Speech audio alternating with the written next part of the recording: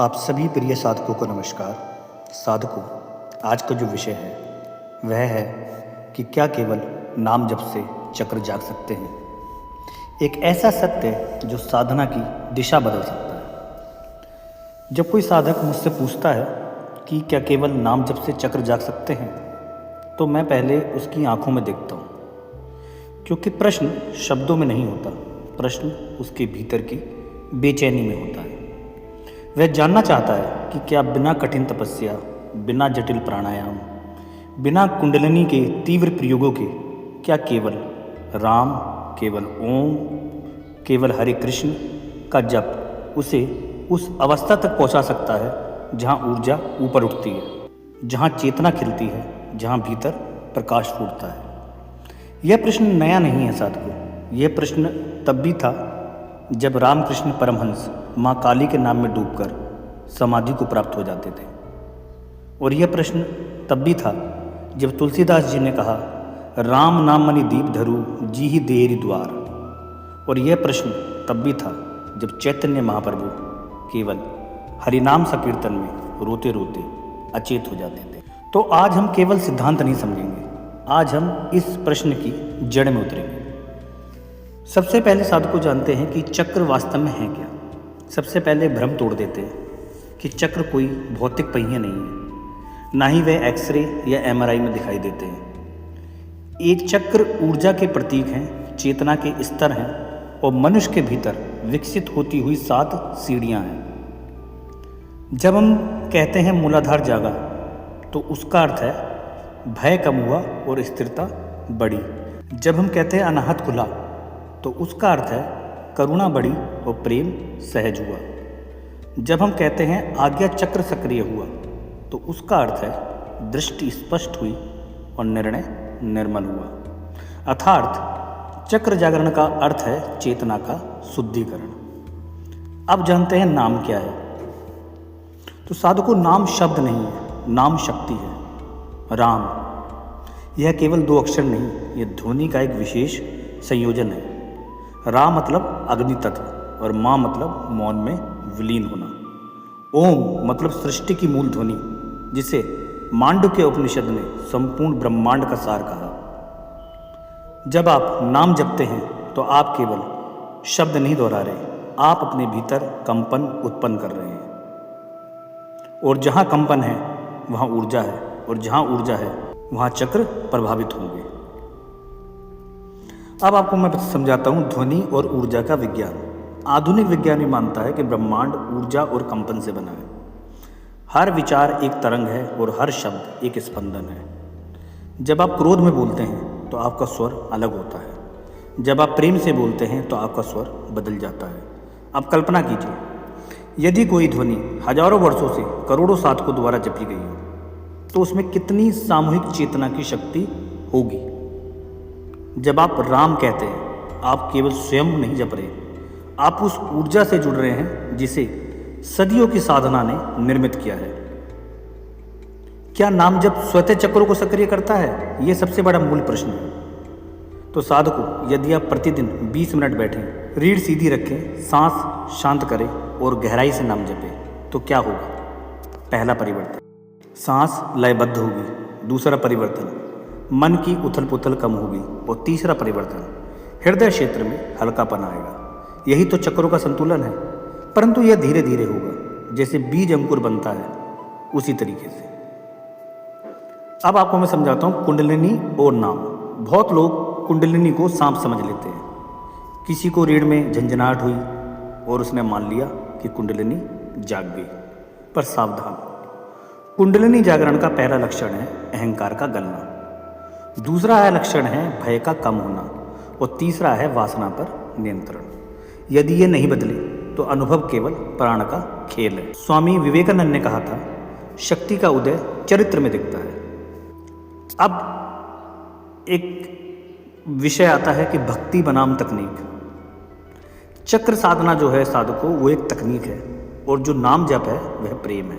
तकनीक से ऊर्जा उठ सकती है, पर प्रेम से चेतना शुद्ध होती है, और जब चेतना शुद्ध होती है तो ऊर्जा स्वयं उठती है। इसीलिए संतों ने कहा, नाम ही नाव है। अब नाम जप की 3 अवस्थाएं आपको बताता हूँ। पहली अवस्था होती है जाप करना, दूसरी अवस्था जाप होना और तीसरा जाप स्वयं बन जाना। पहले आप जप करते हैं, फिर जप स्वयं चलने लगता है और फिर आप जप ही बन जाते हैं। और जब ऐसा होता है तब चक्रों को खोलने की आवश्यकता नहीं रहती, वे स्वयं कमल की तरह खिलते हैं। अब आपको एक गहरा प्रयोग बता रहा हूँ। आज से आप सब लोग 21 दिन का एक प्रयोग कीजिए। सुबह 15 मिनट और रात को 15 मिनट सांस के साथ राम, ओम नमः शिवाय, सोहम या जो भी आपके इष्ट देव हो उसको जपिए। कोई चक्र पर ध्यान मत दीजिए, कोई ऊर्जा की कल्पना मत कीजिए, केवल जप। 21 दिन बाद आप स्वयं देखें क्या मन शांत हुआ, क्या प्रतिक्रियाएं कम हुई और क्या भीतर स्थिरता आई। यही चक्र संतुलन है। अब एक अंतिम चेतावनी आपको देख रहा हूँ। चक्र जागरण का लोभ मत रखिए, नाम में प्रेम रखिए। जो व्यक्ति शक्ति के पीछे भागता है वह भटक सकता है और जो व्यक्ति समर्पण में डूबता है वह पहुंच जाता है। तो साधकों, क्या केवल नाम जप से चक्र जाग सकते हैं? तो इसका उत्तर है हाँ। यदि जप प्रेम बन जाए, यदि जप निरंतर हो जाए और यदि जप अहंकार को गलाने लगे। यह शुरुआत है। तो साधकों, अब तक हमने समझा नाम जप केवल शब्द नहीं, शक्ति है। और चक्र केवल प्रतीक नहीं, चेतना के स्तर है। और जागरण का अर्थ केवल ऊर्जा का उठना नहीं, बल्कि चरित्र और दृष्टि का बदलना है। अब हम और गहराई में उतरेंगे। अब हम उस क्षेत्र में प्रवेश करेंगे जहाँ साधना रहस्य बन जाती है। यहाँ हम समझेंगे नाड़ियाँ, वह दृश्य मार्ग जिनसे ऊर्जा बहती है।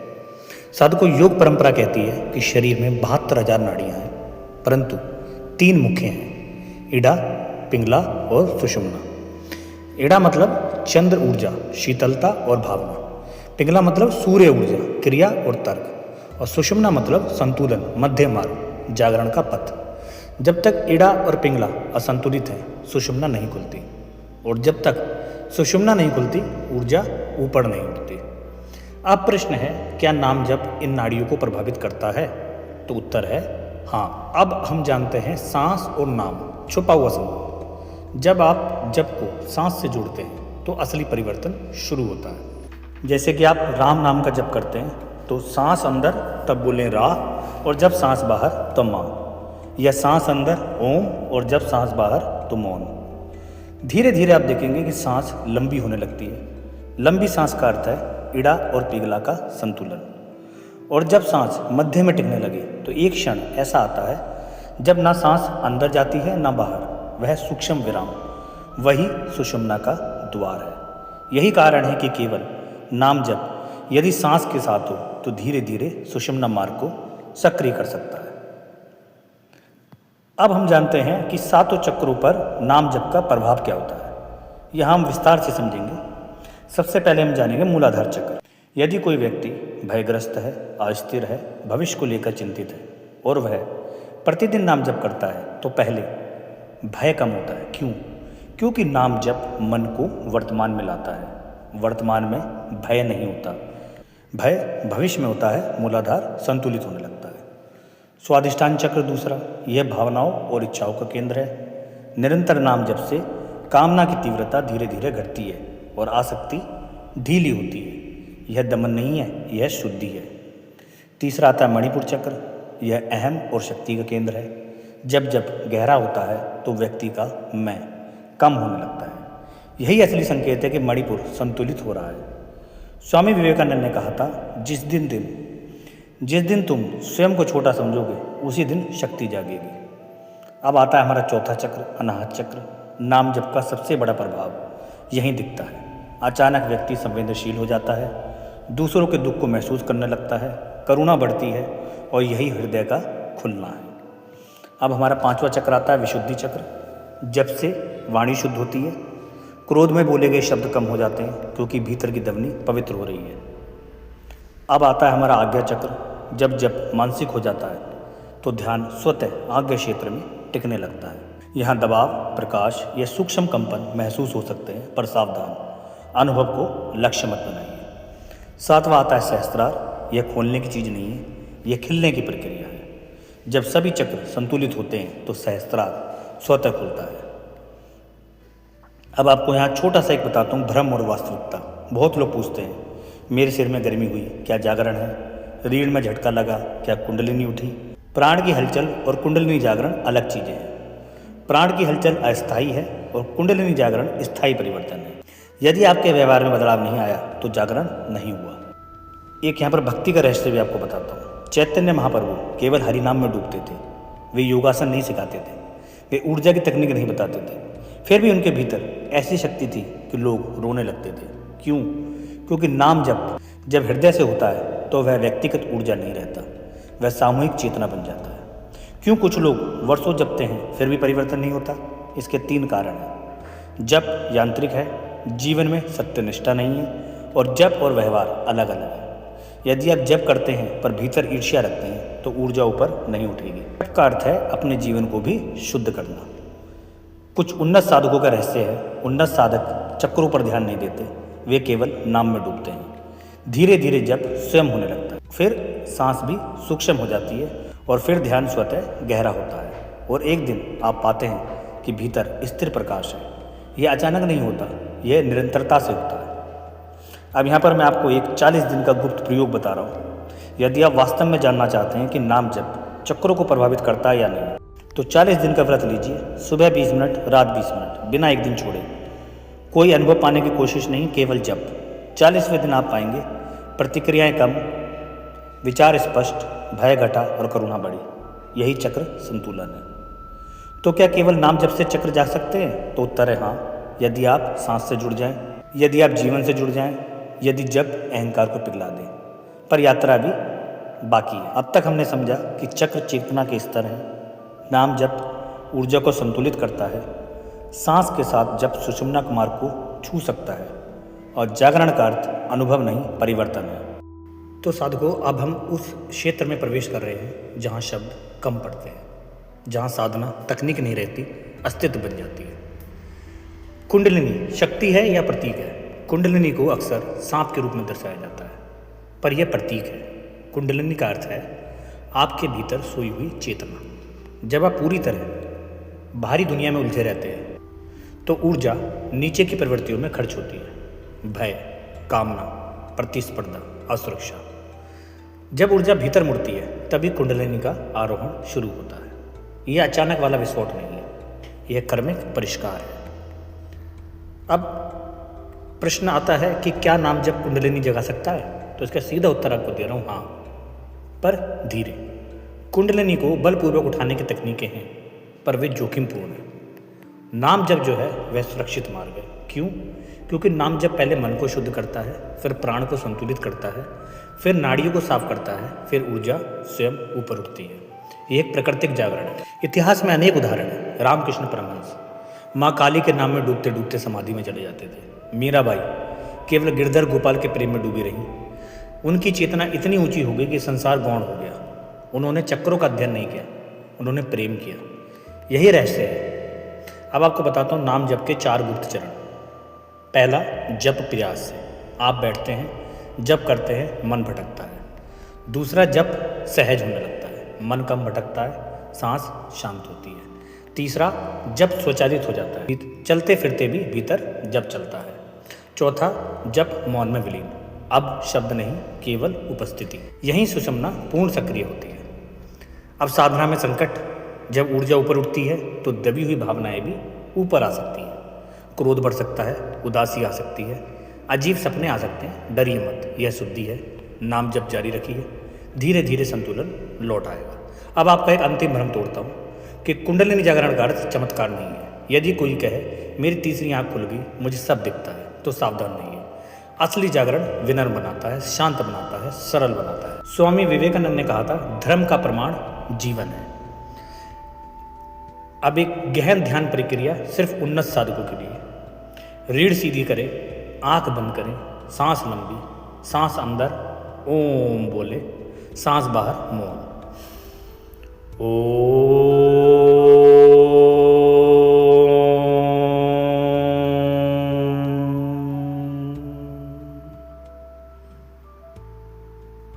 इस तरीके से अब ध्यान हृदय में रखें, नाम को सुने, बोले नहीं।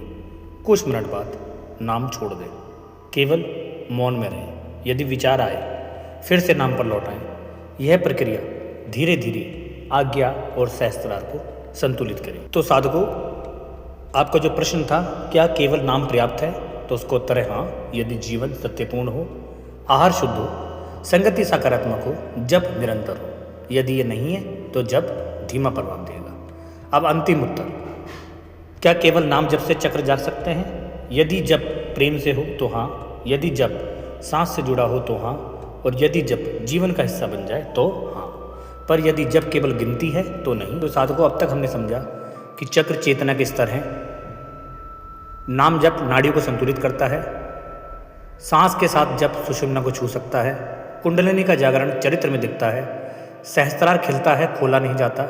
अब अंतिम प्रश्न बचता है, क्या नाम जप केवल चक्र संतुलन तक सीमित है या यह आत्मबोध तक ले जा सकता है? आज हम उसी अंतिम रहस्य को खोलेंगे। साधकों, नाम दोहराते दोहराते एक दिन साधक को अनुभव होता है, मैं जप कर रहा हूँ, और यह भाव धीरे धीरे बदल कर हो जाता है, जप हो रहा है। और फिर एक क्षण आता है जहाँ केवल उपस्थिति बचती है। यहीं से आत्मबोध की यात्रा शुरू होती है। कबीर ने कहा था, जप माला पर जपू नहीं, जपू जपे मन माही। जब जप मन में स्थिर हो जाता है तब साधक भीतर उतरने लगता है। नाम और अहंकार का विलय। चक्र जागरण की सबसे बड़ी बाधा अहंकार है। यदि आप शक्ति चाहते हैं तो शक्ति नहीं मिलेगी। यदि आप अनुभव चाहते हैं तो अनुभव आपको उलझा देंगे। पर यदि आप केवल प्रेम से नाम जपते हैं तो मैं धीरे धीरे पिघलता है, और जहाँ मैं कम हुआ वहीं ऊर्जा ऊपर उठी। रमण महर्षि ने आत्मविचार सिखाया, मैं कौन हूँ। नाम जप उसी प्रश्न की भक्ति मार्ग से यात्रा है। अब एक 90 दिन की संपूर्ण साधना योजना। अब मैं केवल आपको एक पूर्ण साधना योजना दे रहा हूँ। यदि इसे ईमानदारी से किया जाए तो जीवन बदल सकता है। चरण 1, पहले 30 दिन शुद्धि। सुबह 20 मिनट जाप, रात को 20 मिनट जाप। सात्विक आहार, असत्य से बचें, किसी की निंदा न करें, उद्देश्य रहना चाहिए मन स्थिर करना। चरण 2, अगले 30 दिन गहराई। जप श्वास से जोड़े, जप के बाद 5 मिनट मौन, ध्यान हृदय चक्र पे, उद्देश्य नाड़ियों का संतुलन। चरण 3, अंतिम 30 दिन अंतर यात्रा। जप मानसिक करें, दिन भर स्मरण रखें, प्रतिक्रियाओं पर सजग रहें, उद्देश्य जप को जीवन बनाना। 90 दिन बाद आप पाएंगे भय कम हो गया, क्रोध नियंत्रित हो गया, निर्णय स्पष्ट हो गए, भीतर स्थिर आनंद है। यही चक्र जागरण की वास्तविक शुरुआत है। एक समय आता है कि नाम भी छोड़ना पड़ता है। जैसे नाव से नदी पार करते हैं, किनारे पहुंचकर नाव सिर पर नहीं उठाते। जप आपको मौन तक लाता है, मौन आपको आत्मा तक। गौतम बुद्ध ने मौन को अंतिम सत्य कहा।